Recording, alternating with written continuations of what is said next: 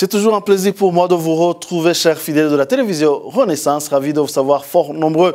Les titres pour démarrer cette édition en langue française.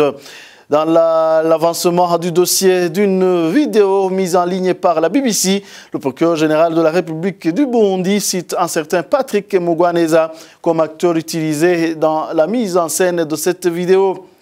Et le ministre burundais des Affaires étrangères, Ezekiel Nibigira, et l'ambassadeur de Chine au Burundi ont signé jeudi l'acte de remise et de réception du projet de construction du palais présidentiel d'Ogasenyi, financé par la Chine, c'est au nord de Bujumbura.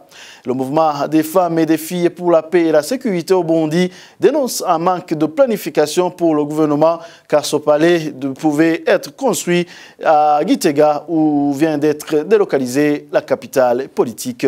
Voilà pour les principaux titres.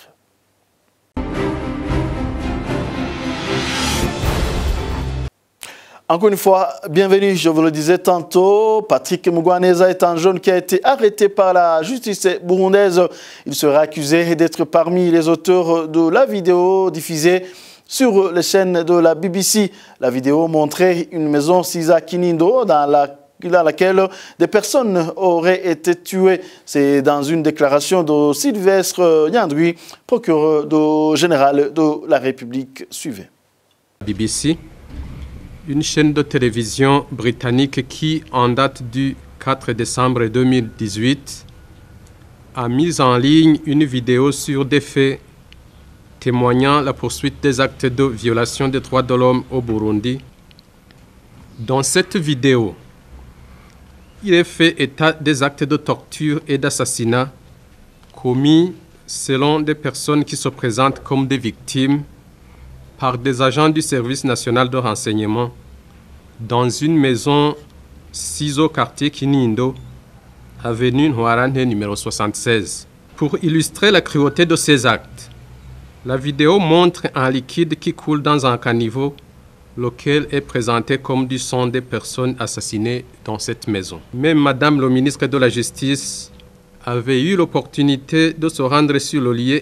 Tous ces faits ont démontré que cette vidéo relève de la manipulation, tandis que les faits y relatés ne sont que mensongers, ce qui vient d'être éprouvé après l'arrestation d'un des acteurs de cette mise en scène tragique, à savoir Mugwaneza Patrick, qui apparaît clairement dans la vidéo. Dans ces déclarations, il démontre le rôle joué par un ex-membre de la société civile impliqué dans le mouvement insurrectionnel de 2015, encore recherché par la justice, à savoir Pacifique Ninina Hazoué. Ce dernier a servi d'intermédiaire entre les journalistes de la BBC qui ont monté la vidéo et les acteurs de la mise en scène. Patrick Mugwaneza avoue sa culpabilité en affirmant qu'il a été un des acteurs de la vidéo. Il raconte également qu'avoir fait le montage étant en Ouganda. Suivez.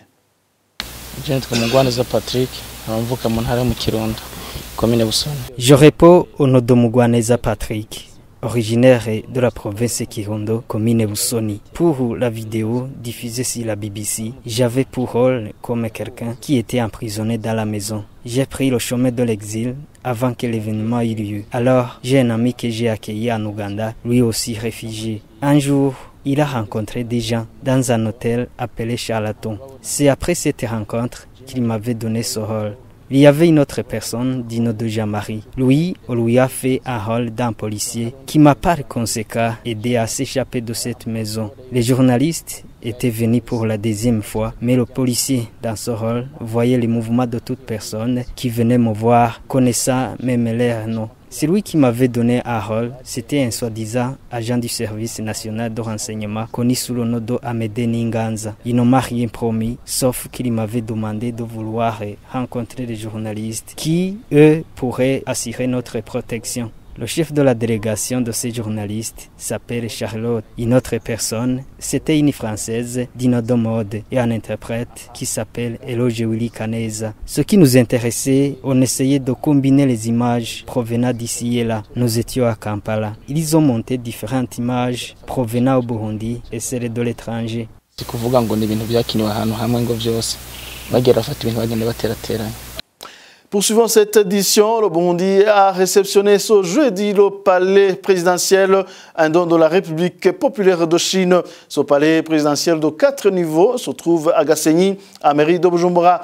Ezekiel Nibigira, ministre des Relations extérieures, a salué cette initiative en affirmant que ce don vient encore une fois renforcer la coopération entre les deux pays. Ezekiel Nibigira.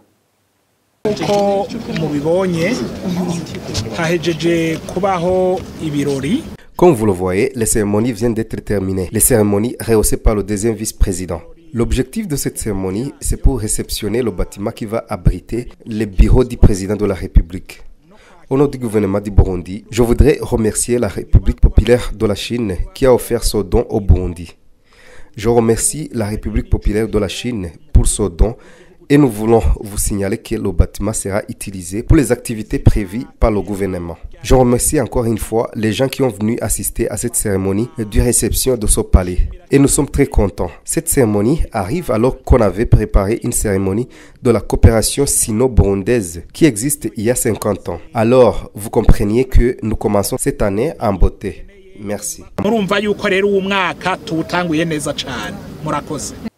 La République populaire de Chine continuera son projet d'aider le Burundi dans les travaux de développement, a ajouté Li Changlin, l'ambassadeur de Chine au Burundi. Je remercie en particulier son Excellence, Monsieur le deuxième vice-président, d'avoir hérosé de sa présence à la cérémonie. Comme vous le savez, pour le palais présidentiel, nous avons vu plusieurs années dans la détermination du site. Enfin, nous avons terminé ces travaux en 2 ans et demi. Il faut dire que c'est l'ouvrage le plus important jamais réalisé par la Chine jusqu'à présent au Burundi. Je dirais que c'est un symbole de l'amitié sincère et de la coopération agissante entre la Chine et le Burundi. Comme vous le savez, au mois de décembre 2018, nous avons célébré le 55e anniversaire des relations diplomatiques entre la Chine et le Burundi. La relation entre nos deux pays se trouve à son meilleur niveau de l'histoire.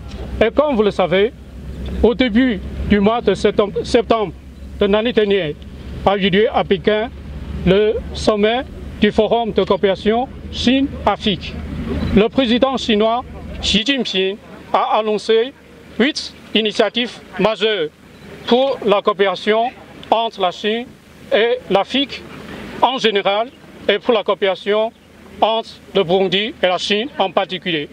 Pour le moment, nous sommes en train de mettre en synergie toutes ces mesures concrètes avec le plan national du développement régional du Burundi.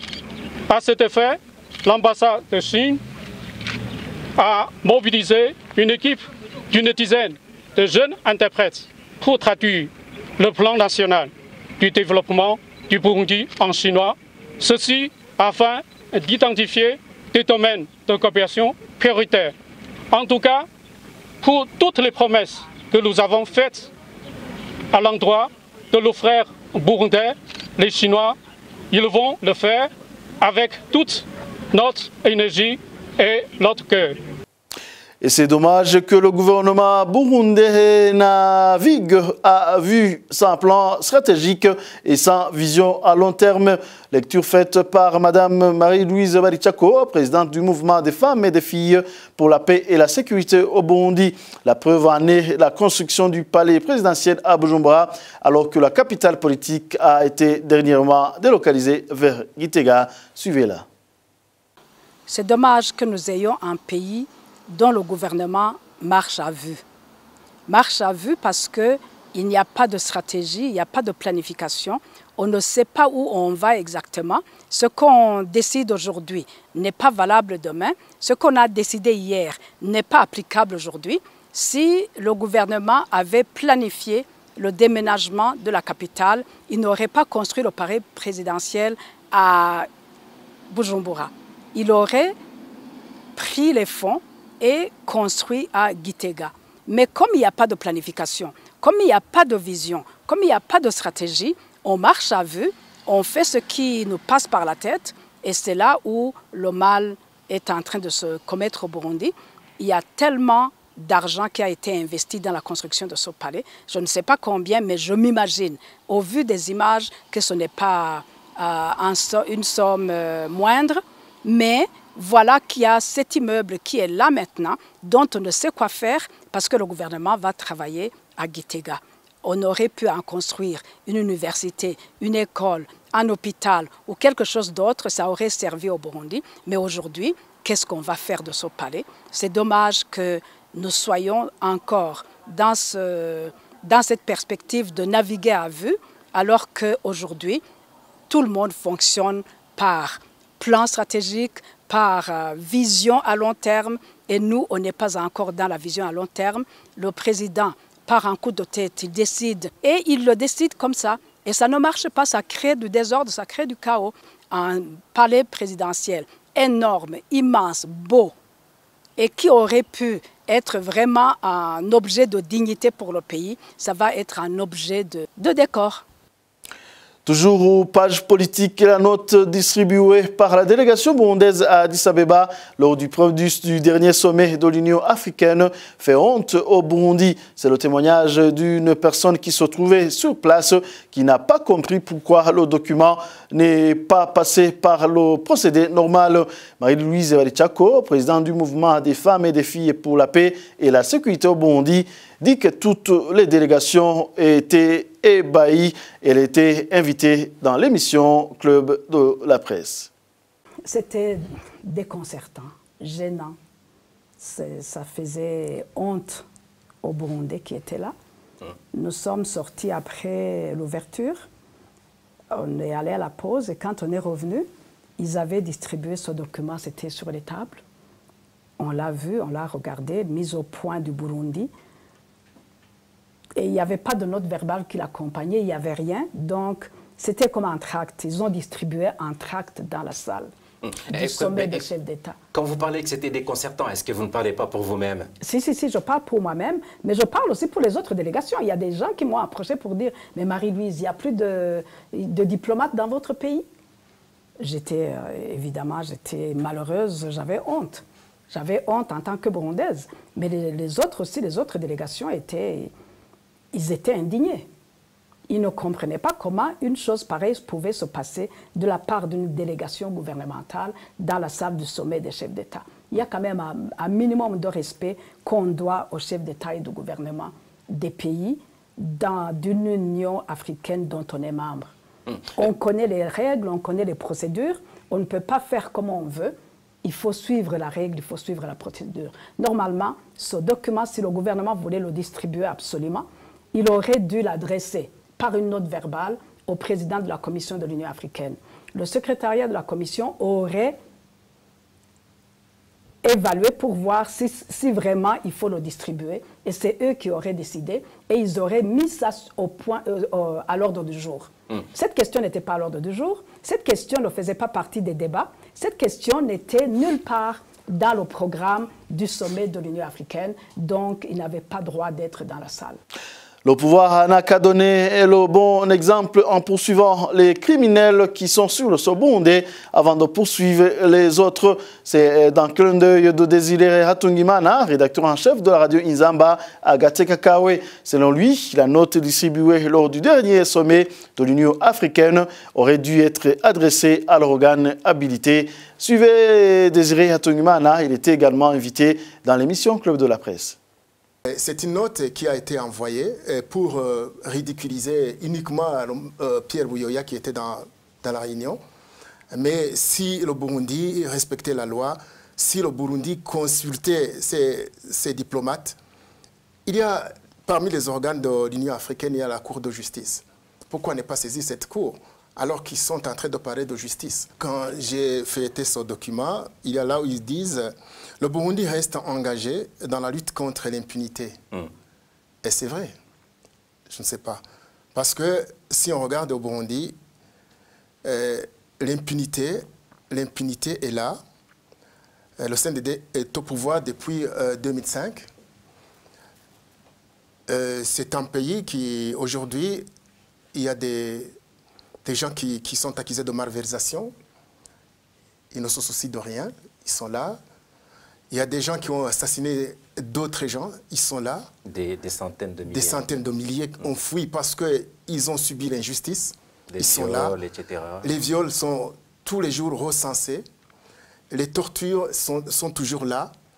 Et si on dit qu'ils veulent lutter contre l'impunité, je pense que c'est un slogan du gouvernement, mais non pas une réalité sur le terrain. Et alors, et donc pour vous, il faut d'abord balayer devant chez soi. Bien sûr, il faut très bien balayer et pour montrer réellement la bonne face au moins. Parce que tu ne peux pas aller lancer des mandats d'arrêt internationaux, arrêter tel parce qu'il est gênant pour le pouvoir aujourd'hui, alors que chez toi, des criminels sont toujours à côté de toi. Qui va te comprendre? Personne. Pas de justice avant de clore cette édition. Il n'y aura jamais de vérité ou de réconciliation qui sortira de la commission mise en place par le haut pouvoir de Bujumbura. Ce dernier ne cherche qu'utiliser ce concept pour se blanchir et charger ceux qui ne peuvent pas s'exprimer aujourd'hui. C'est le point de vue du directeur de la télévision Renaissance, Innocent Mozi. Que ce soit en Afrique du Sud ou Guatemala, la mise en place d'une telle commission précédait la chute des régimes tyranniques et non l'inverse. Suivez Innocent Mozi. Ce n'est pas le Burundi qui a inventé les commissions Vérité et Réconciliation. Je crois que le point de départ de ces commissions-là, c'est l'Afrique du Sud, où les gens voulaient essayer de trouver une solution de toute cette infamie qui s'appelle la ségrégation raciale, qui avait duré des décennies, avec tous les crimes qui sont allés avec, commis par les gens du système, mais également par les gens qui faisaient la résistance, où après le changement de pouvoir, les gens se sont dit comment on gère ça. Après le départ de la tyrannie. Ça a été le cas effectivement aussi au Guatemala, où après la chute de la dictature militaire, les gens avaient le même type de problème à gérer.